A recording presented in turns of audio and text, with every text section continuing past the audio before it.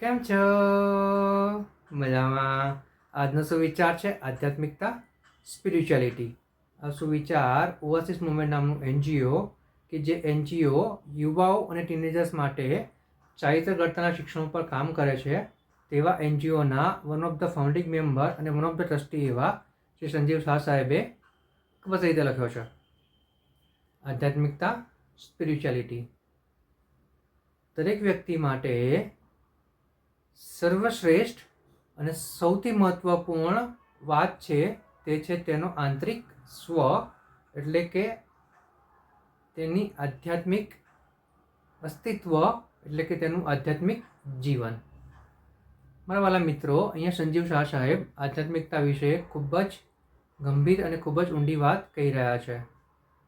અહીંયા સ્પિરિચ્યુઆલિટી, આધ્યાત્મિકતાનો વાત એવી નથી, મતલબ એવો નથી કે માણસે સાંસારિક જીવન છોડીને કોઈ પર્વત ઉપર જઈને કે કોઈ જંગલમાં જઈને કોઈ ઝાડ નીચે બેસીને મૌનમાં બેસી રહેવું.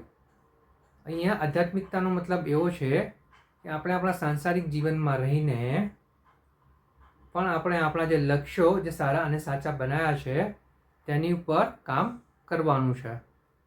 આ કામ કરવામાં આપણે પાછી પાની કરવાની નથી. બીજી વાત એ થઈ કે જો કોઈ વ્યક્તિ કંઈ સારું અને સાચું કામ કરી રહ્યું હોય અને જો તેને મદદની જરૂર હોય તો ત્યાં આપણે મદદ પણ કરવી જોઈએ.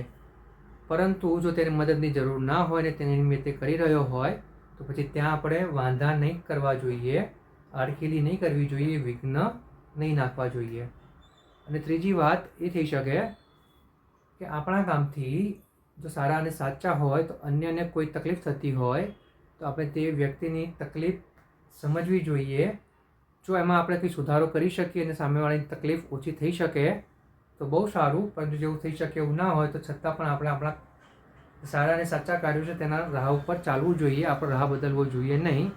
અને આ જ વસ્તુ બીજા લોકો માટે પણ આપણે લાગુ પાડવી જોઈએ કે જો તો એ લોકો એ સારું ને સાચું કરી રહ્યા હોય, તેનાથી આપણને તકલીફ થતી હોય, પણ જો તેનો રસ્તો સારો અને સાચો હોય તો તેને પણ તેનું કામ કરવા દેવું જોઈએ. જો આજના સમયમાં દરેક વ્યક્તિ આ વાત શીખી જાય, આ ગુણ પોતાના જીવનમાં લાવી દે તો આ એક પ્રકારની આધ્યાત્મિકતા છે, આ એક સ્પિરિચ્યુઆલિટી છે. અને આ સ્પિરિચ્યુઆલિટી સાથે જે વ્યક્તિ પોતાનું જીવન જીવે છે તે વ્યક્તિ 100% તેના જે સારા અને સાચા નક્કી કરેલા લક્ષ્યો છે ત્યાં સુધી સંતોષપૂર્વક પહોંચી શકે છે. Thank you.